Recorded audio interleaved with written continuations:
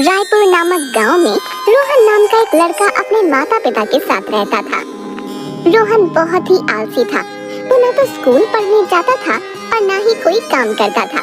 बस सारा दिन केवल सोता और खाना खाने के लिए उठता। उसे खाने और सोने के अलावा कोई काम नहीं आता था। उसके माता पिता उसकी इस आदत से बहुत ज्यादा परेशान थे।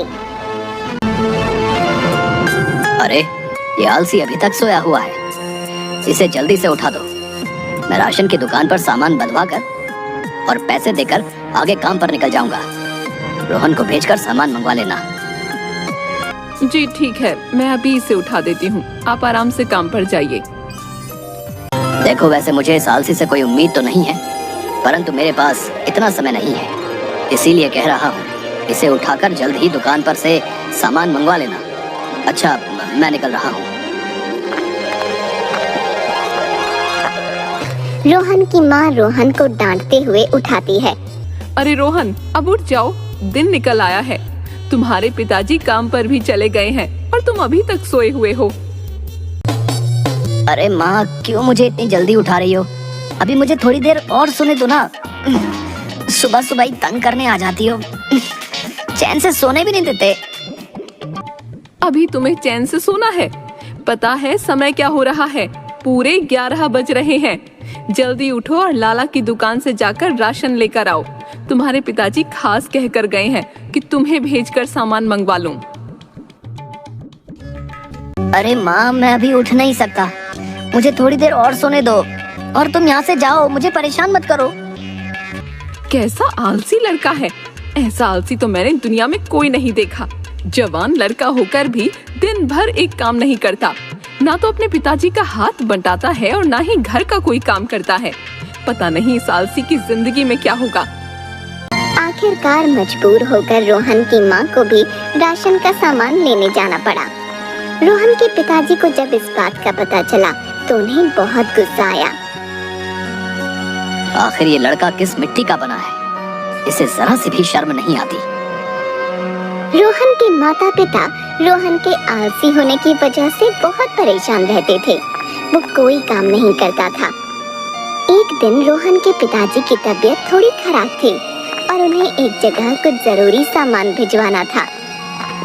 देखो रोहन, आज मेरी तबीयत कुछ ठीक नहीं है। तुम्हें मैं एक एड्रेस लिख कर दे रहा हूँ। इस पते पर जल्दी से ये सामान देकर आ जाओ।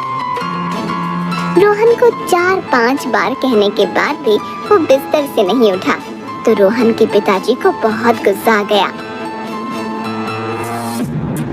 तुम कितने बड़े हो गए हो और एक ढीले का काम नहीं करते। तुम्हें आराम से बैठकर बस खाना खाना आता है। दिन भर में एक पत्ता नहीं हिलाते और खाने को तुम्हें तीनों समय चाहिए। अब ऐसा नहीं चलेगा। यदि तुम कल से मेरे साथ काम में मदद नहीं करोगे तो तुम्हें खाना और कोई खर्चा नहीं मिलेगा। अपने पिताजी की ऐसी कठोर बातें सुनकर रोहन को भी गुस्सा आ जाता है और वो बोलता है, मुझे नहीं चाहिए आपका खाना और खर्चा। आप अपना खाना अपने पास रखें। मेरे लिए मेरे भगवान ने कोई ना कोई रास्ता तो सोच ही रखा होगा। मैं यहाँ से चला जाऊंगा और अपना खर्चा खुद उठा लूंगा। आप लोगों को मेरी वजह से परेशान होने की जरूरत नहीं है। वैसे भी इस घर में मुझे चैन से नींद नहीं मिलती। सारा दिन मुझे ताने सुनने पड़ते हैं। इससे तो अच्छा है कि मैं यहाँ से चला ही जाऊं। ये कहते हुए रोहन गुस्से में घर से निकल गया। रोहन की माँ उसके पीछे पीछे भागी और उसे रोकने की कोशिश की।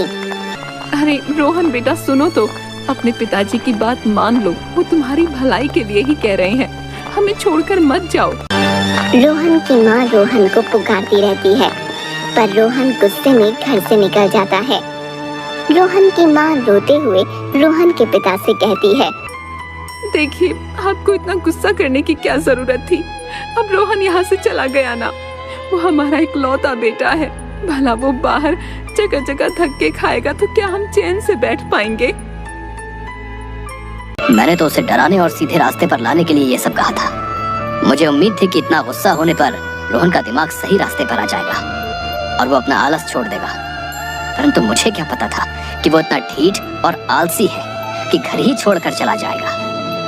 उसे 2-4 दिन धक्के खा लेने दो, उसे भी दाल रोटी का भाव पता चल जाएगा और अक्ल ठिकाने आते ही वो वापस भी आ जाएगा। रोहन अपने गांव से चलता हुआ पड़ोस के गांव में पहुंच जाता है। शाम होने लगी थी। अब उसे बहुत जोरों की भूख लगने लगी। वो सोचने लगता है कि वो अपना पेट कैसे भरे। तभी सामने उसे एक मंदिर नजर आता है जहाँ पर काफी भीड़ थी। रोहन उस मंदिर के अंदर जाता है। सोचता है कि भगवान उसके खाने का इंतजाम जरूर कर देंगे। हो ना हो उसे मंदिर में कुछ न कुछ मिल ही जाएगा। तभी सामने एक व्यक्ति प्रसाद बांटता हुआ दिखता है। रोहन प्रसाद लेकर वहीं खाने बैठ जाता है। जब उसका पेट भर जाता है तब वो मंदिर के पास ही सो जाता है। रात को जब मंदिर बंद करने का समय आता है तो वहाँ के पुजारी रोहन को मंदिर में सोया हुआ पाते हैं। राजू, देखो वहाँ एक लड़का सोया हुआ है, उसे उठाकर यहाँ मेरे पास लेकर आओ। राजू वहाँ जाकर रोहन को उठाता है और उसे पुजारी जी के पास लेकर आता है। बेटा, तुम कहाँ से आए हो और यहाँ क्यों सो रहे हो? क्या तुम्हारा कोई घर बार नहीं है? रोहन 2 मिनट मन में सोचता है कि वो झूठ बोल दे कि उसका कोई घर नहीं है, वरना सच बोलने पर तो ये पुजारी उसे यहाँ से निकाल देंगे। फिर वो कहाँ खाना खाएगा और कहाँ आराम करेगा? जी नहीं, मेरा इस दुनिया में कोई नहीं है। मैं अपने चाचा के साथ रहता था, परंतु अब उन्होंने भी मुझे अपने घर से निकाल दिया है, तो मेरे पास खाने और रहने के लिए कोई ठिकाना नहीं है। आप मुझे अपने मंदिर में रहने की इजाजत दे दें। ठीक है, तुम यहाँ रह सकते हो। मंदिर में बहुत से भक्तों का आना जाना लगा रहता है। तुम राजू के साथ मिलकर मंदिर की साफ सफाई कर दिया करना और राजू के साथ ही कमरे में रह लेना। रोहन मन ही मन खुश होता है। चलो, काम बन गया। मुफ्त में ही रहने और खाने का उसके भगवान ने इंतजाम कर दिया। रोहन मंदिर में ही रहने लगता है, पर अपने आलस को नहीं छोड़ता। राजू अकेला ही सारा दिन मंदिर का काम करता रहता, परंतु रोहन उसका कोई हाथ नहीं बंटाता और ना ही वो खाना बनाने में उसकी कोई मदद करता। पर खाना खाने के समय सबसे पहले तैयार बैठ जाता। कुछ दिन ऐसा व्यवहार देखने के बाद राजू पुजारी जी से कहता है, पुजारी जी, ये जो नया लड़का आपने मंदिर में रख लिया है, ये किसी काम में कोई हाथ नहीं बटाता। वैसे तो मैं अकेला ही सारा काम संभाल रहा था, परंतु यदि अब ये भी यहाँ रह रहा है और खाना भी खा रहा है तो इसे मेरे काम में कुछ तो मदद करनी चाहिए। वो ना तो मंदिर की साफ सफाई करता है और ना ही खाना बनाने में कोई रुचि दिखाता है, परंतु खाना खाने के समय कोई आलस नहीं करता। आप यदि उचित समझे तो इसे समझा दें। ठीक है, मैं रोहन से बात करूंगा। रोहन, तुम अच्छे खासे जवान स्वस्थ व्यक्ति हो। मैंने तुम्हें यहाँ शरण दी, परंतु मुझे पता चला है कि तुम मंदिर का कोई काम भी नहीं करते। ऐसे नहीं चलेगा। यदि राजू काम कर सकता है तो तुम क्यों नहीं? कल से तुम्हारी कोई शिकायत न मिले। रोहन को पुजारी की बातें सुनकर गुस्सा आने लगता है और वो मन ही मन सोचता है, पुजारी बहुत उपदेश दे रहा है और मुझे काम करने की सीख दे रहा है। भला मुझसे कोई काम करवा सका है? मैंने अपने बाप की ना सुनी तो भला पुजारी कौन है? मंदिर से गहने चुराकर आज रात ही यहाँ से भाग जाता हूँ। इतने गहने बेचकर तो बहुत समय तक आराम से बैठकर खाऊंगा। ये गहने मूर्तियों पर चढ़ा रखे हैं, इसका भला क्या फायदा? मैं नहीं, यहाँ से ले जाकर बेच दूंगा और आराम से बैठकर खाऊंगा। बस इसी तरह का प्लान बनाकर रात को रोहन पुजारी और राजू के सोने के बाद चुपचाप मंदिर का दरवाजा खोलकर सारे गहने एक पोटली में बांध लेता है। वो चुपचाप जैसे ही वहाँ से भागने लगता है, तभी सामने पुजारी, राजू और गांव के कुछ लोग आ जाते हैं। उन्हें देखकर वो मन में बहुत घबरा जाता है और हकला कर कहता है, अरे आप लोग यहाँ कैसे आ गए? वो तो मैं गहने साफ करके मूर्तियों पर पहनाने लगा था, मैंने कोई चोरी नहीं की। तुम रंगे हाथों पकड़े गए हो तो अब तुम अपनी सफाई दे रहे हो। भला पोटली में बांधकर गहने तो एक चोर ही ले जा सकता है, तुमने चोरी की है। ये तो भला हो राजू का, जिसने तुम्हें दबे पांव मंदिर की तरफ जाते हुए देख लिया।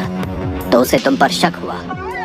तभी उसने तुरंत मुझे जगाया और गांव के कुछ लोगों को इकट्ठा किया। मंदिर से गहने चोरी करने के जुर्म में ये गांव वाले तुम्हें पीट पीट कर मार देंगे। अभी हमने पुलिस को मुझे माफ कर दीजिए पुजारी जी, मैं आइंदा ऐसी गलती नहीं करूंगा, मुझे पुलिस के हवाले मत करें। पर उस चोर की बात कोई नहीं सुनता और उसे पुलिस के हवाले कर दिया जाता है। पुलिस रोहन की खूब पिटाई करती है और उससे पूछती है कि उसका इस दुनिया में कोई है तो उसे बुला ले, वरना जेल में पड़ा रहे। रोहन को कोई रास्ता नहीं सूझता तो वो अपने घर संदेशा भिजवाता है। उसके माँ बाप को जैसे ही पता चलता है वो दौड़े दौड़े थाने में आते हैं और उसकी जमानत कराकर उसे छुड़ाकर घर ले जाते हैं। इस घटना के बाद रोहन बहुत ही शर्मिंदा होता है और अपने माता पिता से माफी मांगता है। माँ पिताजी, आप लोग मुझे माफ कर दीजिए। मैं इतना बड़ा हो गया परंतु फिर भी मुझे जरा सी भी समझ नहीं आई। आप लोग मुझे कितना समझाते थे कि आलस की गंदी आदत छोड़कर मैं कुछ काम करूं, परंतु मैंने नहीं सुना। आज जब मुझे आप लोग थाने में छुड़ाने आए तो मुझे एहसास हुआ कि मैं कितना गलत था। आखिर माँ बाप अपने बच्चे का कभी बुरा सोच भी नहीं सकते। यदि मैं आपका कहा पहले मान लेता तो आज मुझे ये दिन ना देखना पड़ता। देखो बेटा, जो हो गया उसे भूल जाओ और उससे ये सबक लो कि जिंदगी में मेहनत करके जीवन बिताओगे, न कि आलसी बनकर काम ना करने के नए नए तरीके ढूंढोगे। तुम्हें यदि अपने किए का पछतावा है तो अब तुम सुधर जाओगे और जीवन में कभी भी आलस नहीं करोगे। जी पिताजी, आप जैसा कहेंगे मैं वैसा ही करूंगा और कल से ही मैं आपके साथ दुकान पर जाऊंगा और काम सीख लूंगा। अब मेरे काम करने के और आपके आराम करने के दिन हैं।